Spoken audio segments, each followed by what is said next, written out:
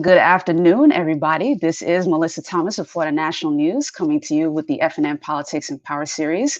It is a Thursday at 1 p.m., so thank you so much for tuning in. And we've got an exciting conversation coming up for you guys today. We have Ocoee City Commissioner George Oliver, who was the first African American elected city commissioner for the city of Ocoee. So we have him here. He is someone who is very involved in his community and a very outspoken elected official, someone who's very engaged. And on the civilian side of things, so to speak, we have activist and comedian Vince Taylor joining us as well for this discussion. And today's discussion, as you saw in the description, is about basically talking about the current conversation about police brutality, about race, and the important steps in police reform, not only that we're seeing, but what these gentlemen, I'm going to ask them and get their thoughts on what they feel is necessary, what kind of changes they want to see. So very quickly, I want to kind of give a brief bio on each of these gentlemen, especially if you're not familiar with them. I'm going to start with Vince. Vince Taylor is a comedian and activist, and he is the son of actually two folks who are ministers. So, hey, watch out. This is a man of conviction. As a national entertainer, he went from putting on shows for his parents in the living room at 6 years old to appearing on BET's Black College Tour, MTV's Wild 'N Out Tour, and sharing the stage with a number of noteworthy comedians, including Tony Rock, Michael Blackson, Nick Cannon, Preacher Lawson, and more. So he's born in Albany, Georgia, raised in St. Louis, and now he's here in Central Florida. He brings that edgy yet refreshing worldview to the stage, as well as to iHeartRadio, where he's a regular guest, the Real Radio 104.1 FM's Monsters in the Morning talk radio show. So that's a brief overview about Vince. And trust me, you guys are going to enjoy his commentary. He's hilarious, but also very truthful. Now, a little bit about Commissioner Oliver. As I mentioned, the first African-American elected city commissioner for the city of Ocoee. He has 2 associate degrees in legal studies from Valencia College, one in transactional and litigation. He has a bachelor's in business management and a master's in business administration from the University of Phoenix. He's a fellow Navy veteran like myself. So congrats on that. He was a battalion legal officer in the U.S. Navy. And also in a little bit of sports here, he was a CIO for volume services for the Jacksonville Jaguars. He has a much longer resume than we have time here to read. But ladies and gentlemen, the point is we've got 2 very well-versed individuals here coming on our show. So without further ado, I welcome both gentlemen to the show, Vince and Commissioner Oliver. Thank you guys so much for taking the time to be here. How you doing? Great. How you doing, Melissa? Thank you so much for having us. No problem. No problem. So I'm going to start off with the question that I ask everybody. I'll start with you, Vince. Kind of tell us how you and your family have been during the course of this pandemic, during the quarantine, now that we're out of it. Like, tell us how have things been for you and your family? Ooh, can you hear us, Vince? Looks like he froze up a little bit. All right. So in the meantime, go ahead, Commissioner Oliver, if you can hear me. Well, I can hear you. Yes. For me and my family, we have. It's definitely been a life-changing experience. As I shared with you earlier, we talked about the year 2020, and we had so many hopes for 2020 and the different things that we hope to accomplish, different goals that we set out to accomplish for the year 2020. And for me, it was a year of vision, and unlike what I thought it would be, the year of vision came to me differently than what I thought it would be. Again, I never thought I would be quarantined in my home with my family, but what has happened throughout the first 6 months of this year has really allowed me to really embrace that mantra of 2020 being a year of vision. So therefore, the year of vision for me has revealed that yes, I need to spend more time with my family. Yes, I need to embrace the things around me, my neighbors, and get to know them a little bit more. Yes, I need to be able to say, yeah, I need to pay attention to those little things that we that get lost in the shuffle during our day-to-day coming and going. So 2020 with COVID has definitely allowed me to have a clearer vision about those things that we kind of take for granted from those day-to-day things we take for granted. Makes sense. And Vince, I see you're back. So kind of share how the experience has been for you as well. Like how are you and your family holding up during the course of the pandemic? Well, hopefully our Wi-Fi will hold up throughout this interview. Those 5G towers out to get us, but it's been a little while since I've experienced what it was like to be at my business normally. As you know, as a comedian, my main purse comes from crowd interaction and from big crowds assembling.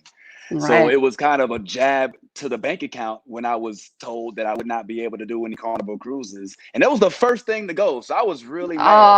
Oh, But then I thought about it. I was like, well, wait a minute. A lot of us came over here on cruise ships, and that wasn't so great either. So there's always a way to mm, kind of link it back, so to speak. hmm But the unfortunate truth of the matter is, I mean, we can make light of it, but a lot of folks were really impacted out of the blue and with no way to recoup the money that they were about to lose. And they were told that $1,200 would hold them for the whole summer. Now, not just the $1,200 for their rent, but also for childcare. They also have to now become teachers at home right. like me. I mean, I don't know if you've seen third grade math, but it's college algebra now, and Exactly. it's put us all in a really uncomfortable space. And to make it worse, not being able to kind of just go to your family out of fear that you'll spread something to them. So it definitely has put us in a different universe, but obviously we have to prevail. Right. And obviously you guys have been busy as well. Commissioner, talk a little bit about the food drives that you've been doing because you were directly engaged in your community during this time to make sure that for the families who were struggling with bringing food supplies home, OCPS obviously, or different parts of Orange County, they were doing the grab and go program, the schools, and you were joining to kind of fill the gap for that because there were folks who weren't able to do the grab and go, and you were able to do a food drive to be able to help some families get some food as well. Yeah, that's correct. When we first got the announcement that they were going to shut the schools down, one of the first things that came to my mind is we have over 7,000 students in our city between our high school and our elementary school, and one of the things I worry about is some of those kids being able to get a meal. So Hmm because again, as we know, that some of those kids they don't eat until they go to school. They'll get those two meals. They get the breakfast and they get lunch. And so Right. now we're going to shut the schools down. And I was reading that Orange County Public Schools were going to have the grab and go sites. And I said, hmm that's great. That's really great. They're being proactive. They jumped right on it. And then when I started looking, I said, well, what schools in my city are they going to be doing the grab and go sites? And there was no schools in Ocoee, not one. With Wow. 7,000 students with not one grab and go site in the city of Ocoee. The first thing I did was picked up the phone. I contacted the city and I contact our leadership because that's a leadership issue. That's a thing where someone in our leadership, in our ranks, should have been on the phone with the Orange County Public Schools saying, hey, why aren't there any grab and go sites in Ocoee? And when are we going to Right. get one? So they had not done that. So I picked up the phone and contact our elected school board official. I got her on the phone. I let her know we needed a grab and go site. And I did not hear back from her. I did hear back from her, but they did not respond to it that week. So I decided to do something a little more proactive in order to hmm get the city's attention. Say this is not just a issue of parents and students not eating. This is a city issue. This is an issue in our city. These are our children. These are our parents. These are taxpayers. So Right. I decided to reach out to them again. I reached out to elected official as well as the area superintendent, and I demanded that we have a grab and go site within the next week, within 7 days. If not, I was going to go to every elementary school every day. I'm going to spend $500 of the city's money from my city credit card, and I'm going to hmm buy pizza for families to drive by and pick up a pizza every single day. So again, I didn't ask for permission to do this because I didn't want to give them the opportunity to tell me no. So therefore, Ah, I rather say, hey, you know what? I'm sorry, my bad. Um, I did this. Now what are we going to do? We're either going to stand behind the community and feed our children, or we're going to sit back and say, no, we don't want any part of that. So you make the call, you take the pick. So we did that, and fortunately, I only had to do it one day. So I spent Okay. $500, bought pizza, and we had caravans. Within 30 minutes, I had given away 100 pizzas. We had caravan of cars coming to Spring Lake Elementary School, and they were all gone within 30 minutes. So that tells me that we have kids that walk to school every day that could not get to those sites. They couldn't get to Apopka. They couldn't get to Winter Garden. They couldn't get to Gotha, but they walk to school every day. So how are they going to get meals? Hmm. So I made sure that we actually had a grab and go site, by doing that. So sometimes when you threaten economics, you're able to get some action. Right. Right. That actually lends itself to a question we'll talk about a little deeper in the conversation. But one of the questions I did want to ask you, Vince, as well. Talk about what your engagement with the community has been since the quarantine is lifted, like since we were finally able to go back out, and even right before the George Floyd murder, and before the video came out, because I know you're constantly engaged in the community as well. Talk about your experience. Well, I think that that's a great question. And honestly, I think that it's great to see members of all sectors of society assembling in unison, wanting positive change in all aspects. I mean, we do know that depending on what media source, they tend to to focus on different things, unfortunately. Mhm. But in this instance, the overwhelming majority has outshined the negative, but the media tends to focus on the narrative. But I will say this. In the community, we're seeing people that want to change and they don't know what exactly they want it is that they want to change. They do know they Mhm. wanted the comments on their Facebook and social media to change, and some of the things that some of our leaders are saying to change. But they'd also like to know what they can do in their very city right now. In addition to voting and saying I'm sorry for slavery and trying to let us go ahead of you in the grocery lines, they're looking for something they can put their hands on. I was astounded to be a part of the Blackout Movement March last Saturday, where we were able to assemble over 10,000 people who marched in unison around downtown Orlando, seeing Black Lives Matter, No Lives Matter until Black Lives Matter, and things of that sort. But the problem is when you get a lot of folks who want change together, sometimes you get a lot of different requests. And I think that what we Right. have to make sure we do in these instances is narrow those requests down to things that are accomplishable within a certain time frame. So instead of everybody coming in bringing all of these collective ideas that we do want, education, we definitely want food and nutritional programs and healthcare, and all of these things are important, but we definitely want to narrow it down to something that's easily implementable and something that is easy to remember. So the three things that we've narrowed it down to as of right now that we can all agree on is we'd like a ban on chokeholds and neck holds Mhm. in police departments. We would like a revised, if not a implementation of civilian review boards that is actually attended to and not just put up for show. And we would like to make public the disciplinary records of police officers so that people who do hire them off duty will be aware of who they're hiring, especially if it involves our youth. Absolutely, that was a mouthful. You actually touched on several different questions there.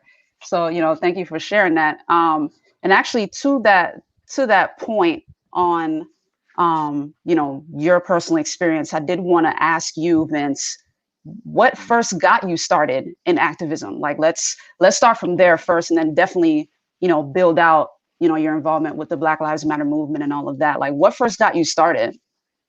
Oh, great question. Well, I mean, I'm inspired by leaders like our mayor here in Ocoee and others who actually have decided, listen, I'm not going to sit and complain about things. I'm going to get up because I'm somebody and I can make a difference myself. Who am I waiting for? Why can't I be the person I'm waiting for? And as a young youth growing up in St. Louis, Missouri, we saw our fair share of police brutality, amongst other things that have stemmed from our time here in the United States. So I would say it's just a matter of watching my leaders and being educated on our history and Mhm. having more people to look up to other than just Kodak and Cardi. I really like to look up to people like Garrett A. Morgan and Benjamin Banneker and Charles Drew, a lot of Mhm. folks who stapled the way in the past. But as of recent, to cut this short, I think the most recent, most impactful event was the Trayvon Martin incident that, as you all know, happened right here in the Central Florida area. And it really literally felt like I had lost my little brother. I don't know why. I didn't know Trayvon personally, but I think the bulk of us who have that sentiment really felt like there's enough people here to make a difference. And I honestly really literally had some sort of epiphany that said to me, listen, right now is the moment where I need to decide if I'm going to be an innocent bystander or if I'm going to be the leader. And you can never have too many leaders. I mean, there's rumor that you can have too many chiefs. But in terms of leadership, I think it's better to have a plethora than to be underwhelmed than that vicinity. So I just think that was my final straw that got me off the couch and into the streets permanently. And when I embedded myself in the community and started working with the Florida Civil Rights Association and the Black History Project and Black Lives Matter movements, National Action, and as many every group I could join, I will join. Listen, I don't think you can't have too many cards, right? So I think that when it became really, really personal, like literally my backyard, is when I said, this isn't an issue for somebody else. This is my responsibility, and I'm going to elicit as much support from those who feel the same way. Awesome, and definitely thank you for sharing that. Appreciate it. And for you, Commissioner Oliver, what got you involved in politics at the start, and what got you to be so engaged in your community in a direct way? Share that with our audience. Well, one thing first I want to share. Thanks, Vince. I want to thank you for upgrading my title to mayor. So I appreciate that. So I'm speaking into existence, we're gonna speak into existence. Go right ahead. But sure. you know, Melissa, again, that is a good question for me because for me it started with I was with Senator Bracey, who was actually Representative Bracey at the time.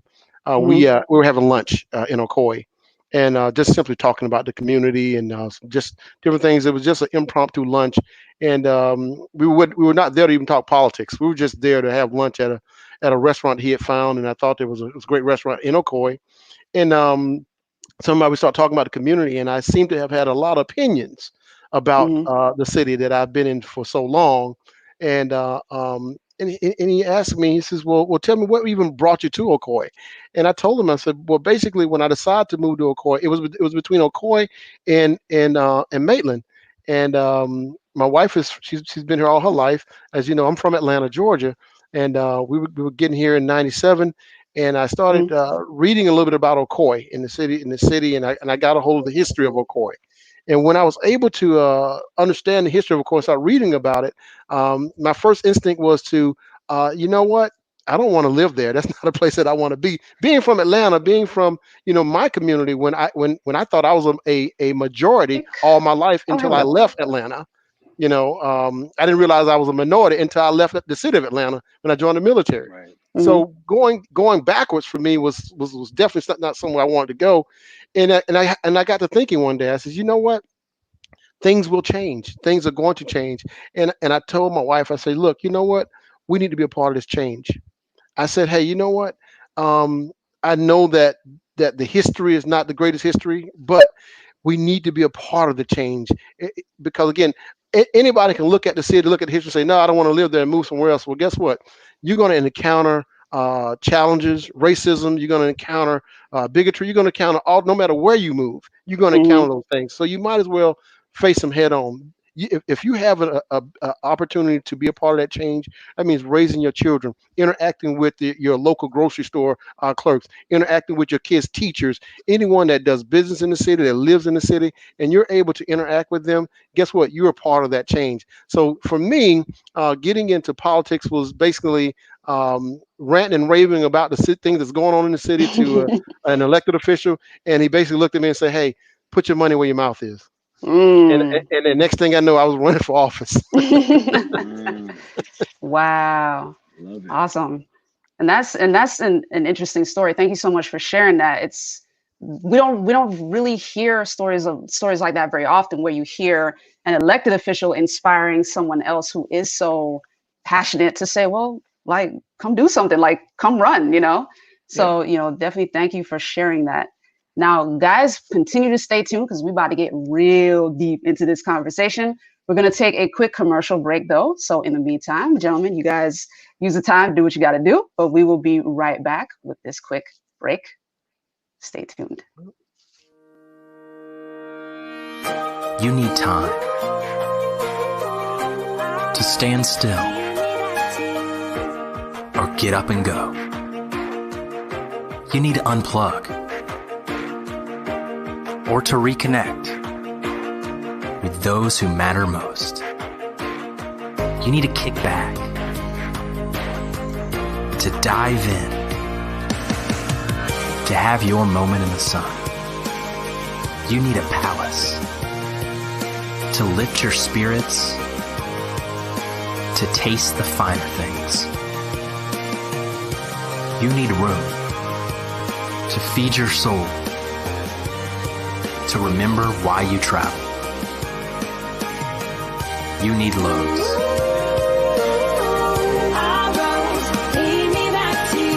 The legendary Lowe's Don Cesar Hotel, St. Pete Beach.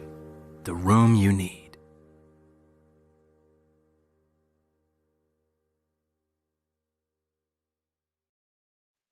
All right, guys, and we are back.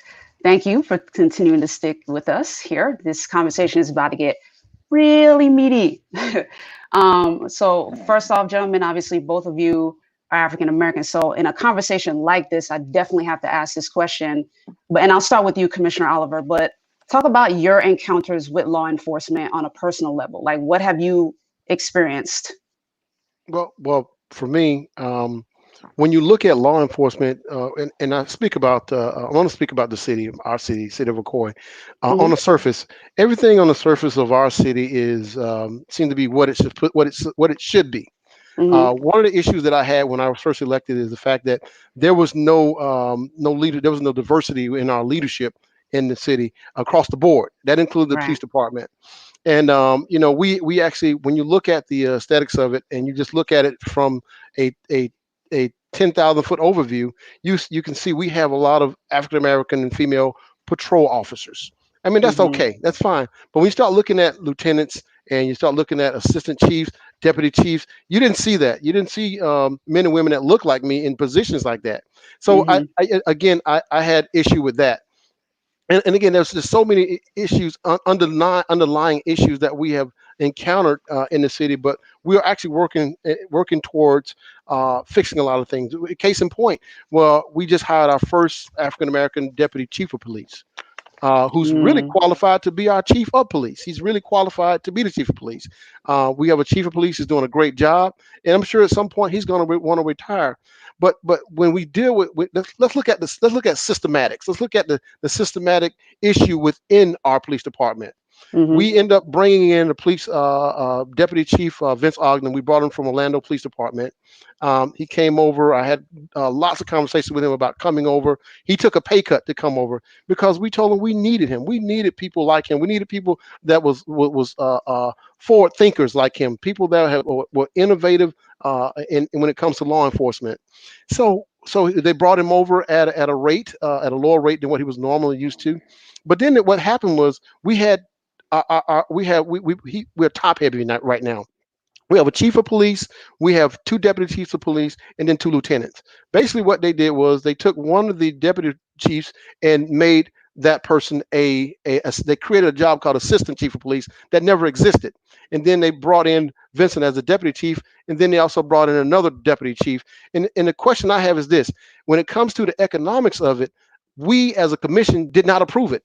It actually ended up when you have one person making all these decisions about policies, making decisions about who gets hired, how they get hired, what things should look like, what our leadership looks like. We have a problem. We had a big problem with that because the city commission is always the last to know who's been hired and at what rate they're being hired at. So we have a broken system within not only the police department, we have a broken system in our HR department as to how we have a personnel board that I can't tell you who's on it. I can't tell you who sits on that board. I can't tell you what their function is. But we also have a city manager that runs our city, that makes decisions on our behalf, that we don't have any we have no say. There is no civilian review board that determines who's going to be our next chief of police, who's going to be our deputy chief of police. So we have a lot of work to be done. So my encounter with when it comes to law enforcement within my city is that we have a lot of internal things that are broken that needs to be fixed. And again, as long as I'm here, I'm going to be an advocate to make sure things are done the right way. And again, I'll always say it, it's not about black and white, it's about right.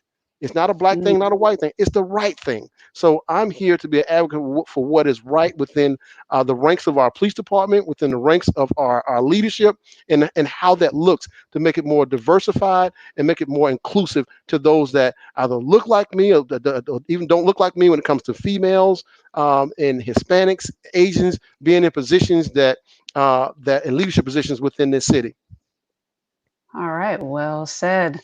And Vince, kind of talk about your encounters with law enforcement as well, especially as someone who, you know, is an African American male, which is like target symbol at this point in the country, you know, the national conversation. But let us know your encounters.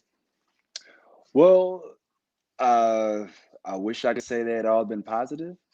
But obviously, I think that as a black male, you become a little desensitized to how you're viewed amongst the police department, depending on where you go in the United States, and you just kind of take it as a stripe that comes with your race. I do recall many instances in which, when I was up at Florida A&M finishing school, when I'd be at the same events as certain other school members, and I would find myself having to present my ID to prove that I was valid, or that I was actually able to be in that vicinity for whatever reason, or that I didn't have a warrant. I do remember one of the an interesting instance in which I was stopped by Highway Patrol with a friend of mine, both of us African American gentlemen, and then they asked for ID, nothing else.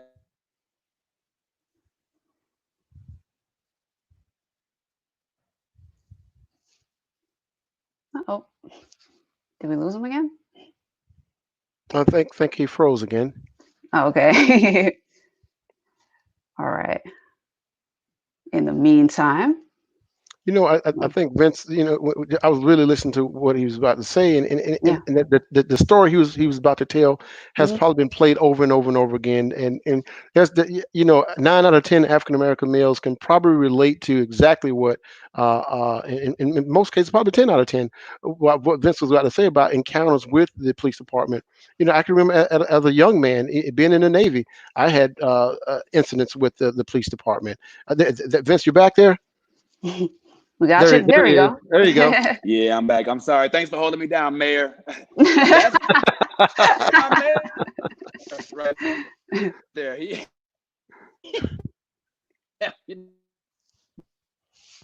Thanks, Commissioner. I can hear you.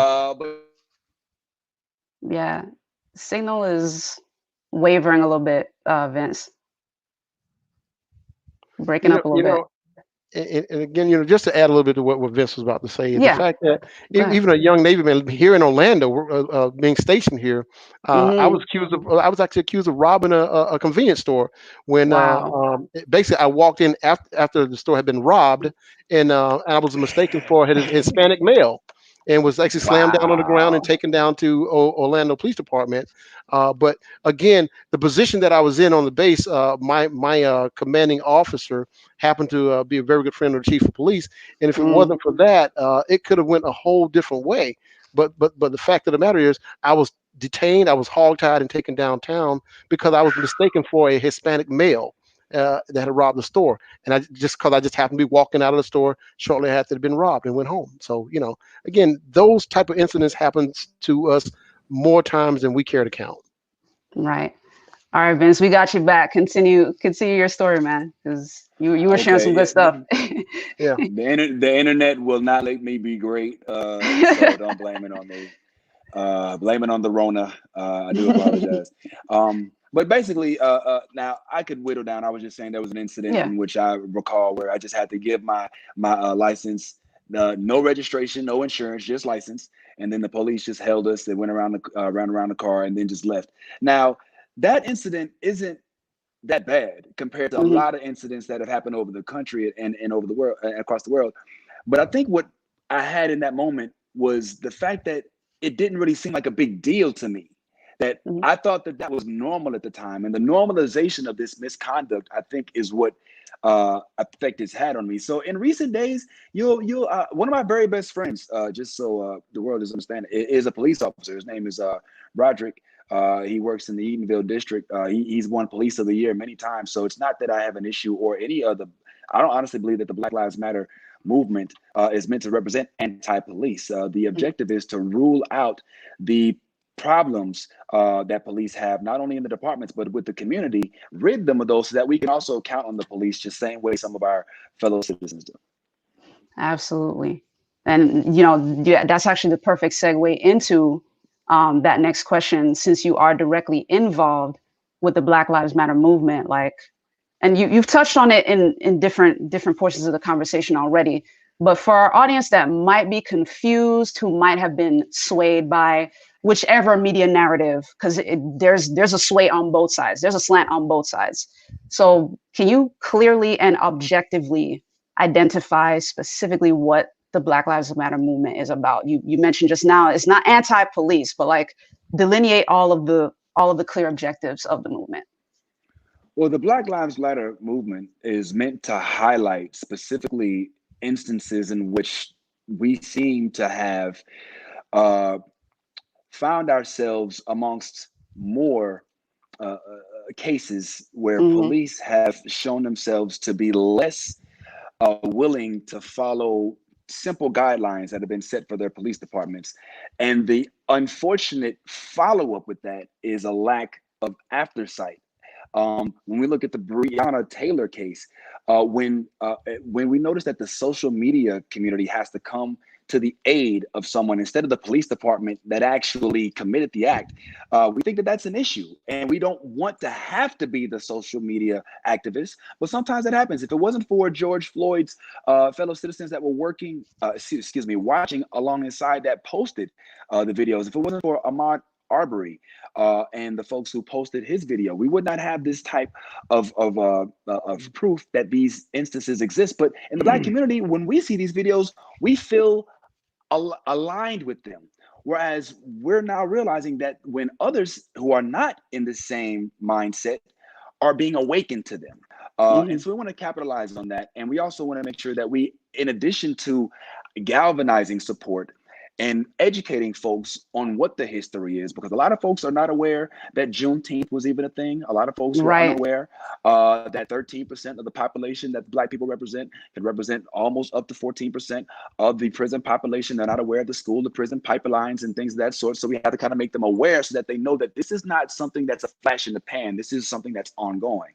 And as right now, our agenda is to galvanize the support and then channel that energy into something that's legislative so that it lasts longer and then there's a long-lasting effect. So it's to utilize the energy that is obviously a mood is brewing in the whole world, but we just don't want it to be something that's in 14, 15 years from now, just look back upon as pictures and goodwill moments that we had to share different statuses on our Facebook and Instagrams. We want to be able to say, look back, this is when we started the George Floyd ban on neck holds law. This is where we're able to put the Breonna no knock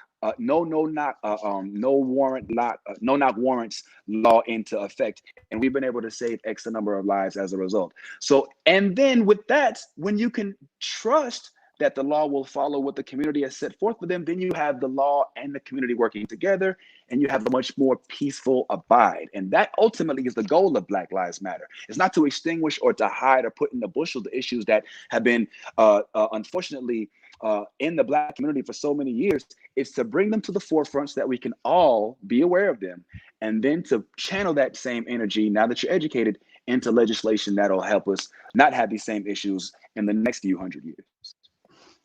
Very well said. I mean, thank you for explaining that.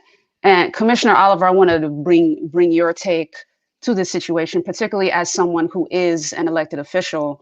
Like, based on what you've witnessed, what you've heard, your experience with law enforcement in the city of Ocoee, and the changes you're trying to work to make, what is your definition of the Black Lives Matter? Like, how does it resonate with you personally? I think Vince hit it right on the head when he focused on the community and how we actually we have to kind of roll back a little bit. Okay, we can say Black Lives Matter, we can say All Lives Matters, Blue Lives Matters. We can say all these things, but until we can start rolling back and let's get to the bottom of this. Let's get down to the bone marrow of this whole thing. The fact of the matter is we have to start educating our Caucasian counterparts to let them understand.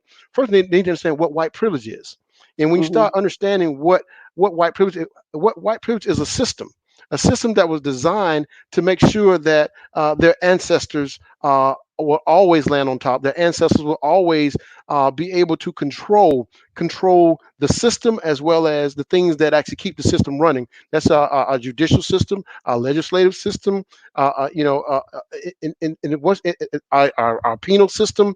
Every system that has been put in place has been put in place with the mind of having white privilege in place, and what that means is this. That means that their ancestors might have put this system in place that would keep my ancestors from doing certain things. One, voting. Mm-hmm. Two, be having any type of financial independence in this world, to own things like Walmart's, Targets, or different large national chains, Publixes, and things like of that nature. The Mm-hmm. system was designed to keep those things out of our hands. And when we realize this, when we can get the counterparts educated enough to own that, again, whether you understand or not, own the fact that you are probably in a better position than I am because of your ancestors. So then Mm-hmm. you get situations that come along where you have, like, George Floyd being murdered on TV. He's been murdered right there on the internet, on social media, for the entire world to see. And then we come out, we're angry about that. Well, guess what? We've been angry. We wasn't angry just because we saw it happen. Guess what? We were angry. It made us angrier, yes, Mm-hmm. because we've been angry for 400 years that we've never had equality, that we've never had a true opportunity to go across that monopoly board like our counterparts. As I saw it so eloquently put across the internet, is the fact that we really don't own anything, and then we'll be invited into a game with a fixed deck.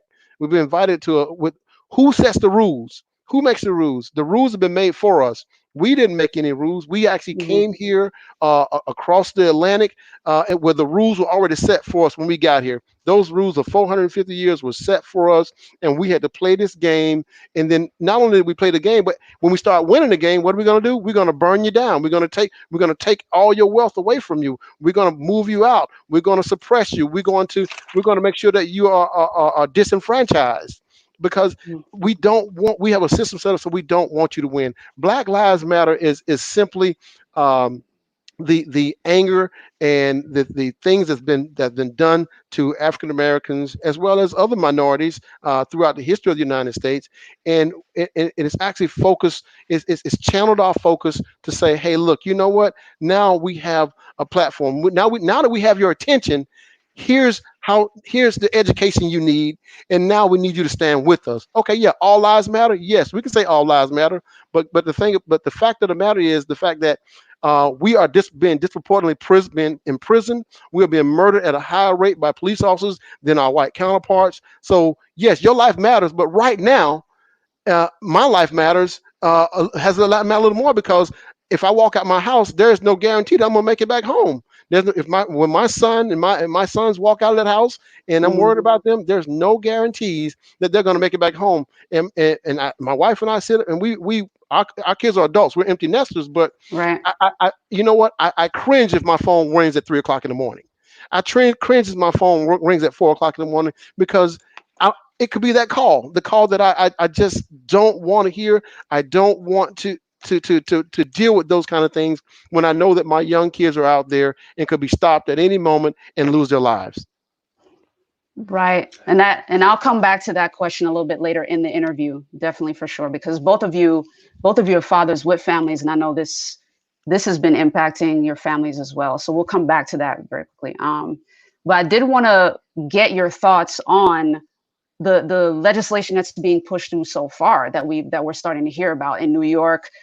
Governor Cuomo saying he's going to sign the repeal that's going to now unveil the disciplinary records, law enforcement disciplinary records. You heard about the Democrats in Congress releasing their bill, and it sounds like the Senate is lining up behind it as well in terms of, as you mentioned, the no-knock warrants and all of that.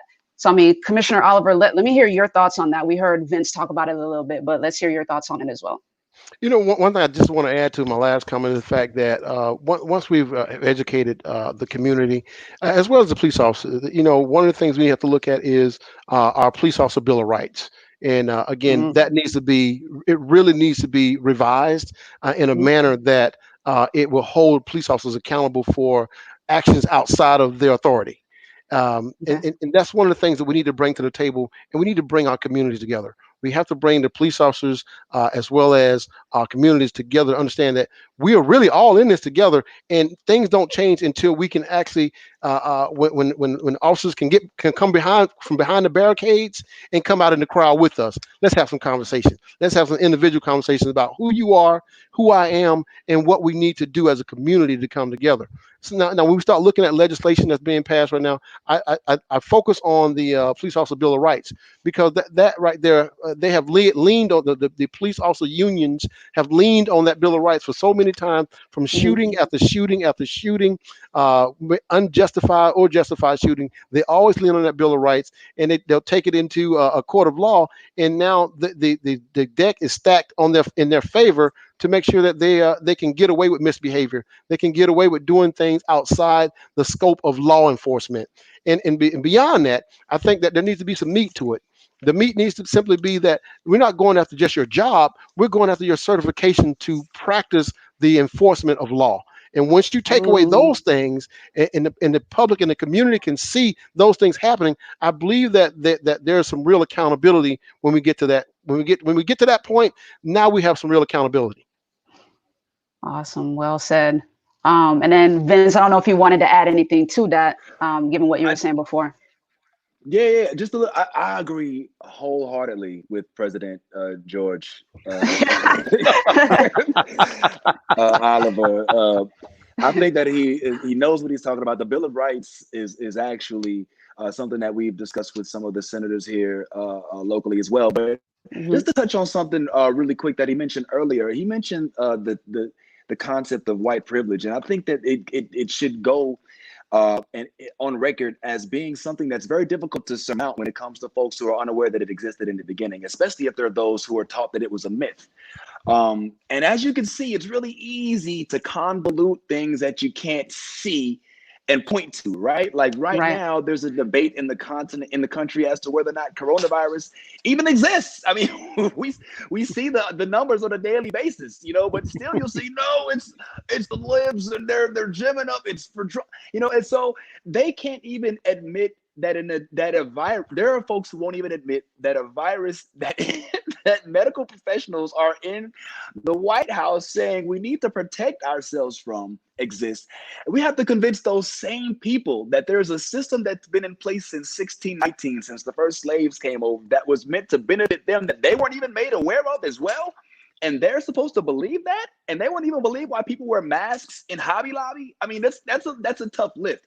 So that's why this moment's so important, because just like Reverend Sharpton said at George Floyd's funeral, it's very remarkable to look out in the crowds now and to see how heterogeneous they are, as opposed to when you look back at the civil rights movement and you saw when the marches on Selma and in Montgomery, they were a lot more homogenized in terms of looking like us. So right now, I don't know if you all have gotten your white apologist calls. I've gotten a few. I've gotten some apologies, some slavery in my inbox, and I think that that's okay, because the first step to realizing a problem is admitting it. But I think that's going to be the heaviest lift, is for those who we have to educate on the concept of white privilege. They have to even admit that white privilege exists. And that is a steep hill to climb when you have somebody in the top ranks of the world basically denying it and giving credence for it. So that's a whole other issue.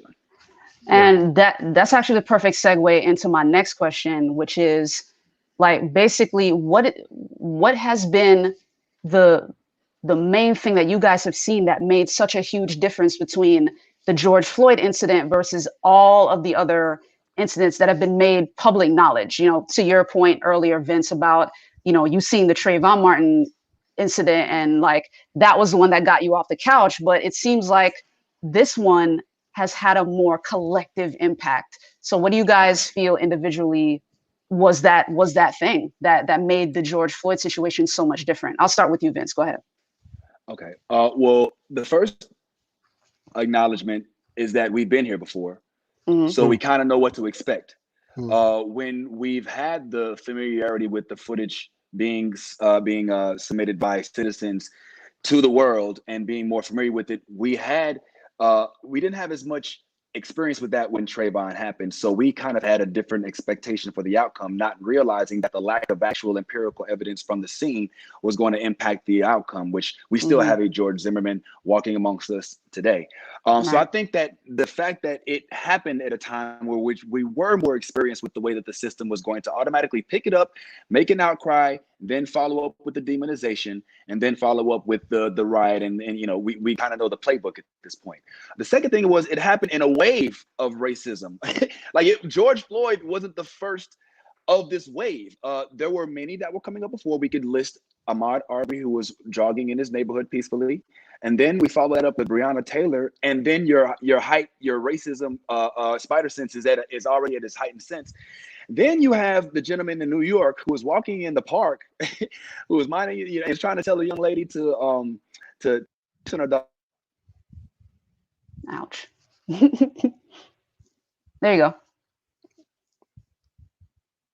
So I think that the combination of all of those, and then wham, having George Floyd's footage where you can actually see the life starting to leave him, coupled with all of those other incidents in addition to what we had exposed to us, I think was the tipping point. And I think that the best part about it, despite the unfortunate death of George Floyd, was indisputable this time. They tried to dispute Ahmaud Arbery because they said he tried to fight. They tried to dispute Trayvon Martin because they said that he tried to fight. They always try to dispute a lot of these cases if they don't have it open-ended, except for the Walter Scott case. But in this case, we saw a submissive citizen who was not being, let's just say, belligerent, who suffered as a result of knee to the throat, to the neck injuries after being on his neck for 8 minutes and 40 seconds. It was very difficult to deny. So both parties, all parties, you can't deny that. And I think that was what the movement capitalized on, was the fact that it's undeniable, and it is the end of a huge wave that also was coupled by waves that came from years prior. So I think all of those kind of made an activism salad for us to kind of die in. An activism salad. All right, so on that unique note, we're going to take another quick break and come back with Commissioner Oliver's answer to that question as well. So ladies and gentlemen, stay tuned. We will be right back. At Duke Energy, we deliver electricity and so much more, like free home energy assessments, rebates for energy-saving improvements, payment options to help you better manage your budget, and even bill credits for helping the community use less energy. So no matter what you're doing, we can help you make better energy choices every day. It's just another way we bring power to your life. How much can you save? All right. We are back. We got you, Vince. Always good to see you, man. So of course, we want to return and kind of continue that conversation. Commissioner Oliver, tell us your thoughts on that, kind of round out the talk there. Go ahead. Vince made, some excellent points about what makes it so different. And and he's absolutely right. For me, when I first saw that video, I thought it was a hoax. And then I looked at it again, and to be perfectly honest with you, I've only been able to watch it twice, and I have not been able to get it out of my head. It just cannot leave my head. Okay, so I've seen other videos out there because it happened so quick and they're gone. But to sit there and watch someone slowly drain the life out of someone with a camera in their face, with a knee on a person's neck, slowly gaining the life, slowly depleting a person's life, slowly, lethargically, and then put their hands in their pockets and have a smirk on their face while they're killing another human being. I'm not even going. I'm going to take it beyond a black man. He's killing another human being. Mhm. It is so hard for me to get that out of my head. I think that is one of the things that has made this so different and so difficult for the entire world, because it's like this. What has happened is, the current administration. Let me tell you what they've done. When the current administration took office, they have taken a mirror and they put it in America's face. They say, "Let me show you who you really are." Mm-hmm. Okay, yeah, you think you're great, you think you're this, you think you're diverse, you think you're all these things. Let me show you who you really are. And here's a mirror, and we're gonna force you to watch who you are. We're gonna make you look at yourself in the mirror. Now, if there's no shame, you have no shame about who you are, well then that's fine. Then that's fine. You live your life that way. But for the most of us, there's no way we can look at ourselves in the mirror and say that we're okay. We're broken. We're angry. We're upset. We're disenfranchised. We've been separated. Just when we thought that we've been able to come together as a country, as a nation, when 9/11 happened, we came together as a nation, as a Mhm. country. We didn't see color. We saw Americans. We saw human beings. But Mhm. now, beyond that, we're seeing people for their differences. We're seeing people for the color of their skin, and we're seeing hatred. We're seeing a segment of our community, a segment of our nation that hates me for the color of my skin, that hates my kids, that hates my neighbors, and it's vice versa. And we have to understand that it's difficult to watch these things, and that's what makes the death of George Floyd so different. It is like we've put in a mirror, been put in our face, and let me just show you just how great you really are. Wow. Telling it like it is. Telling it like it is. So Vince, I wanted to jump to another key topic that is now part of the public conversation. It's been developing over last week or so, but now there are cries for defunding the police, and I use that word intentionally because that right now has been kind of a point of confusion for folks. So, as someone who is part of the Black Lives Matter movement, kind of talk about exactly what Black Lives Matter is calling for where that's concerned. Because defunding, by definition, sounds like you're stripping all of the funding completely. So, kind of talk about what the actual call to action is there. Well, all right. If we're being candid, when you do hear defund the police, if you're not familiar with it, it sounds like fire the police, abolish the police. We don't need no police. Get about my way, police. But defund the police was actually just a slogan originally. That I mean, the concept of it legislatively is 100% something that we can get behind. But the slogan itself just came out of a counter argument made against defending the police. So Mhm. sometimes the slogan, unfortunately, gets ahead of the actual legislation, and I think that that's what's happening in this instance. Is the fear that goes along with the title has superseded it. But what Mhm. defunding is all right. So for those out there who hear defund the police and automatically think, oh wait, we need our police. We're not disagreeing. We're just saying that police isn't always the answer. You don't necessarily need somebody to show up at your door with guns if we're talking about a domestic dispute. Now, I'm not saying that won't always be the case, but not always. And so if we can call 911 and get an ambulance, if we can call 911 and get citizens patrol, if we can call 911 and get animal assistance, then we should also have other types of programs that we can access with 911, including therapeutic help, especially when it comes to dealing with some of our citizens that have psychological disabilities of sorts or abnormalities. And also, there are other systems and entities that we could pour that money into, such as education, such as putting money into into the food drives that do feed the Mhm. mouths, and when school isn't necessarily in session. For more programs to advance more funding in schools, so that we can have more scholarships for more minorities, so that they can have a better system for access for colleges that will give them a better future. We just want to allocate more funds to more other entities that can also assist, instead of just throwing the police with guns and badges at every single problem whenever you have have 911 being called. So it's not a race to say we don't want to pay police officers, but it is more of a race to say what exactly can we do with the funds that are being allocated towards police. Now we know that in many counties, such as the Orlando, from what I understand, almost 30% of the city's budget goes towards the police department. And I mean, we don't get me wrong, we definitely want to be safe. And in a city like Orlando, where you have a high rate of tourism, you want to make sure you have a lot of weaponry and armory on hand in the event there are issues. But we just want to make sure that these aren't unchecked funds, and that just because you get them doesn't mean you have to use them. And I think that that's what happens. If your government says they're going to send you $30 million, but you only needed 3, are you going to tell them you only needed 3? Are you going to keep 27? So we're just saying, listen, if there are other funds that we could, let's just say, skim and allocate towards additional things that are going to help keep us safe, if that's ultimately the goal of keeping us safe, then let's examine that as well. And if that means taking some money just from the police, but allocating it towards city or county or state functions that will assist in keeping safety in these neighborhoods, then that is something that we should definitely be open to. Awesome. Thank you. And Commissioner, did you want to add anything to that?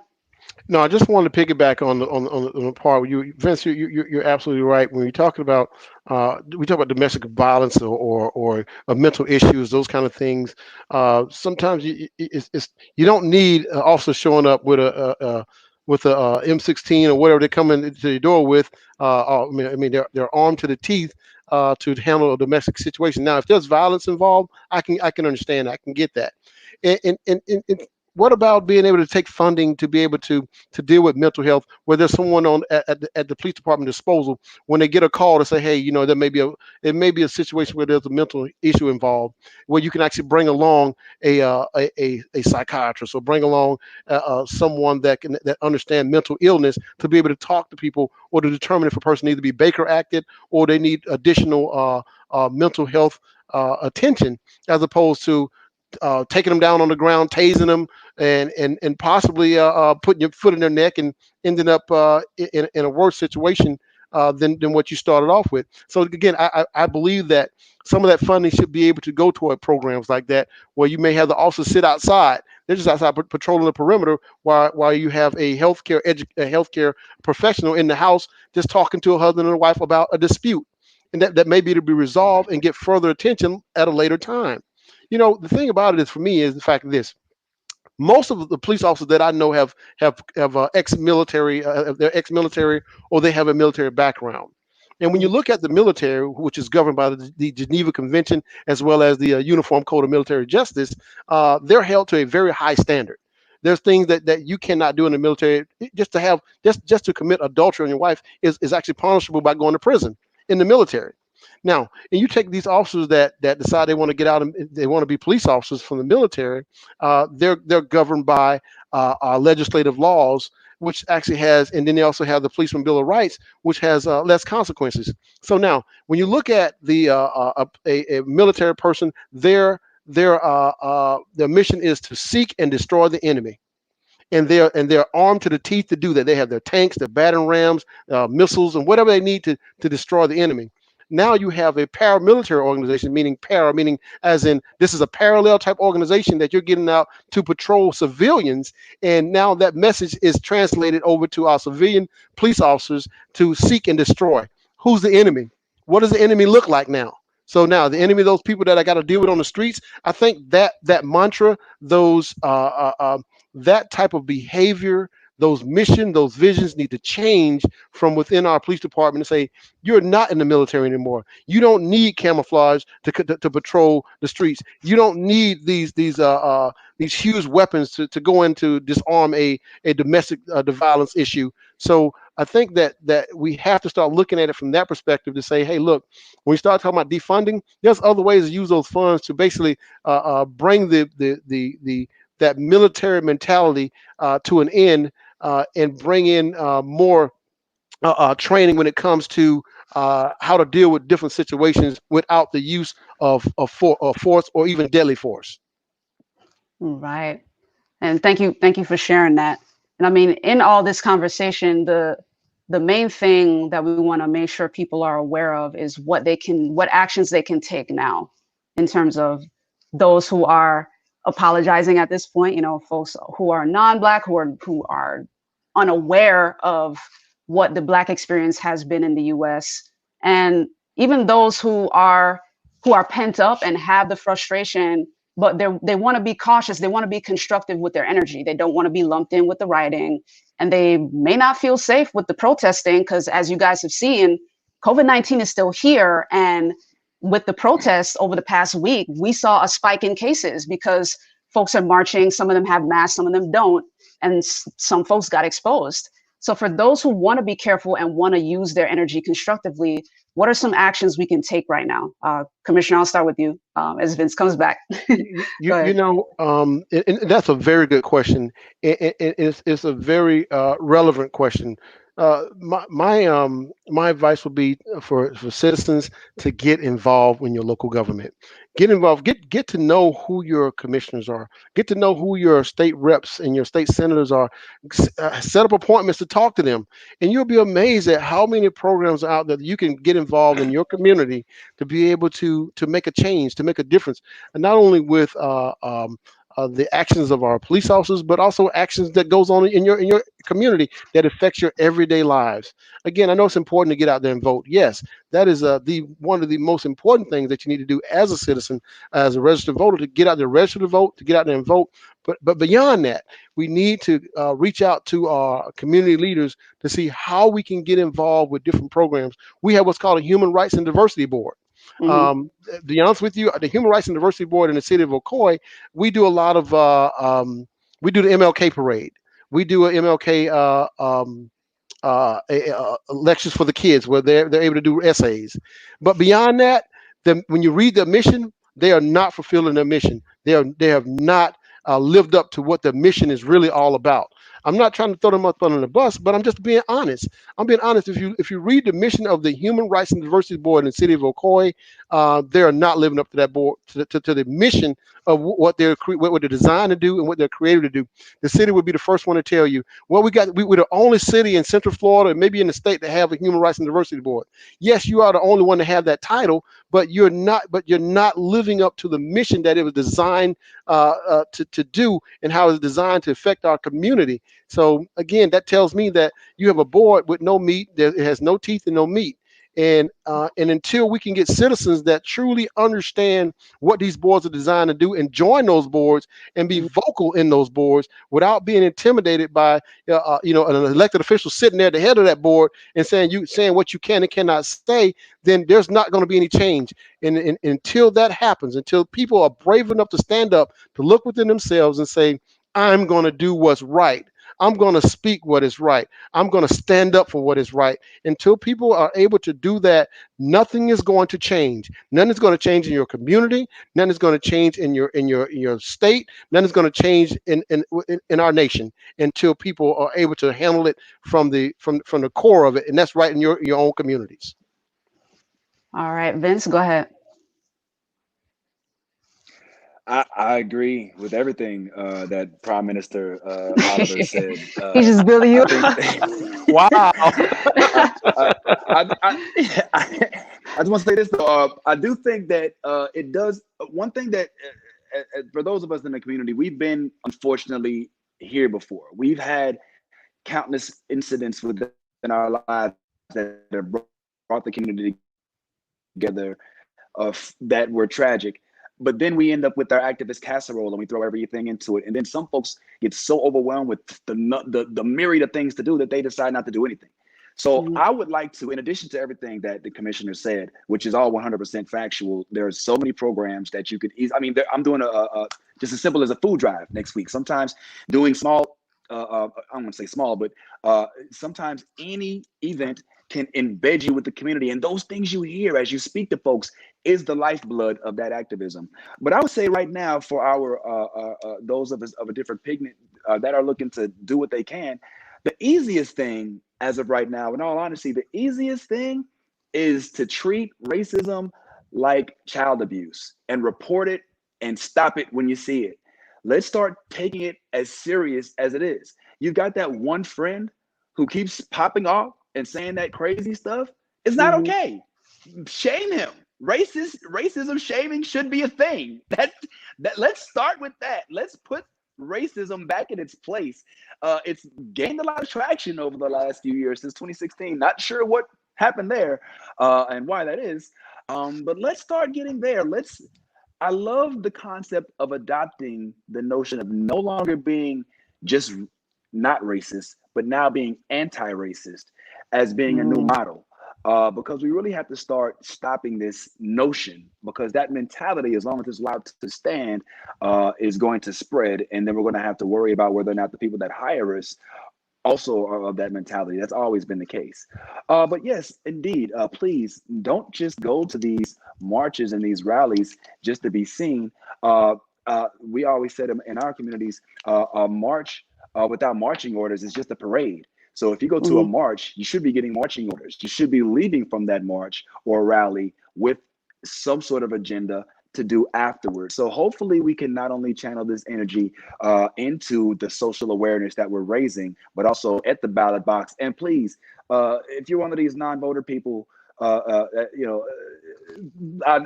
please ask you to reconsider this year, if any year.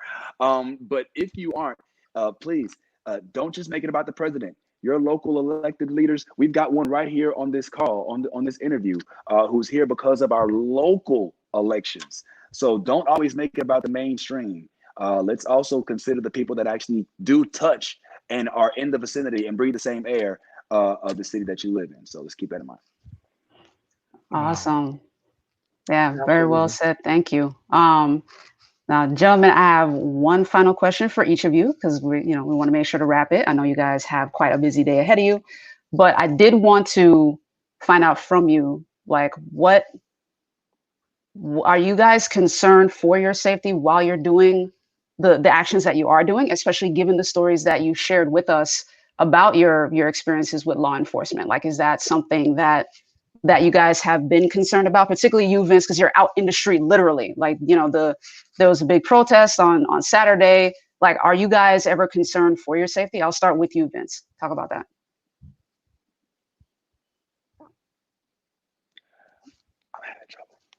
Oh, okay. Can't hear. All right. So I'll start with you then, Commissioner Oliver. You'll probably be able to catch up in a minute. Go ahead. Okay. Well, for me, Vince made a I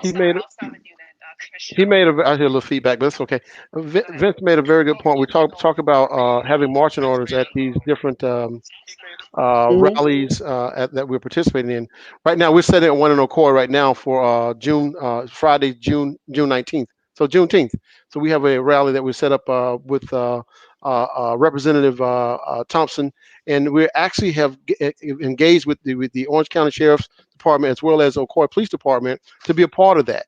They're actually going to be a part of the actual rally itself. So they're not going to be there with barriers up and standing in front of the crowds. They're actually going to be out in the crowd. And this is going to be at Bill Breeze Park, which is actually adjacent to our city hall at 10 a.m. From 10 a.m. to noon on June 19th.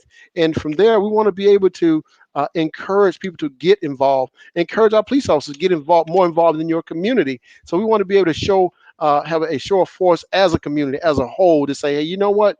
Hey, we understand what's going on around us, and we want to actually embrace Black Lives Matter. We want to embrace the social issues of today by having our police officers interact with the crowd, talk to people, get to know who I am, and I'll get to know who you are. And that way we can actually have some constructive conversation. So again, I believe that it is super important that we all get involved with what's going on in today's conversations. And we have to look at ourselves.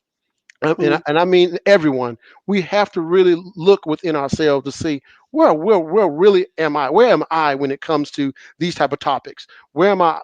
Am I afraid to walk out my door every day, to drive along the streets in the city that I represent? You know what? I'm not. And for the reason that I'm not is because, again, I was always told, if you're willing to die for something, then it must be a worthwhile cause. And again, if that happens to me, and when I'm in a situation where I'm going to do everything I can to make sure that I do get home that night, But if it just happens to go awry, and I find myself in a situation like George Floyd found himself in a situation in, I'm going to try to make every moment, my last moments count, and try to appeal to the humanity of the person that is on the other end of that gun, that vehicle, or whatever they're using to try to extinguish my life. All right, go ahead, Vince. Like, are you worried for your safety when you're out there? Yes. I'm worried for my safety, and it also depends. In addition to the virus, also obviously with what we got going on, but it's also mainly because I know, or at least we're under the impression that it doesn't take but an accusation and a challenged or possibly checkered past to solidify justification for any type of harm that comes your way. I mean, folks will not saying that this happens all over the world, and I know that there are very great police officers, but all it takes is for them to find out that you skipped out on homework in 4th grade to justify your shooting sometimes. And that's the thing I think that worries me the most, is that if you have a citation for jaywalking back in 2010, somehow there are sectors of society that believe that your death or that mistreatment towards you is justified. And I think that that's one of the worst things out there, is that it feels like there is a sector of society who believes that there are people who deserve the treatment that they're receiving, and there are people who just don't. And I think that we need to uniformly address the fact that the law is in place to make sure that nobody deserves this treatment, and that the law actually shows itself in court and not right there at the point of detainment. So that's my biggest issue. The fact that an officer can request my ID, and my simple request as to why can be viewed as resisting arrest. I've already committed a crime just by asking why. So, and which makes me now a criminal, which makes me liable to be shot, which makes them able to defend that in court. And another thing is, I keep a camera on me at all times. And so the incidents of which we're seeing are typically being made public by folks who were innocent bystanders, and they had cameras, with the exception of Breonna Taylor's situation. So I do fear for my safety in those regards, but I do have faith that we do have a pretty broad coalition that does realize that these are issues that we have to deal with now. And thankfully, some of our our different pigmented counterparts who are now being brought into that fray, when they make simple posts on their social media like Black Lives Matter, they're hit with an overwhelming sense of backlash that they weren't expecting. And so you're kind of being introduced to what we feel like when we walk outside our doors. So I do kind of have that sense of lack of safety in that regard. But I do feel a little more optimistic knowing that we're starting to bring that fear, as I think most Black men have, to the forefront. Got you. Thank you guys so much for your time. I know we went over a little bit, so I really appreciate you sharing your heart, sharing your opinions and your expertise, given each of your specific experiences. And we at Florida National News, we pride ourselves on allowing people to share their stories unfiltered. So thank you guys for coming on, for taking the time, and the door is open for you guys if you guys ever want to come on and share something else. Appreciate both of you for taking the time.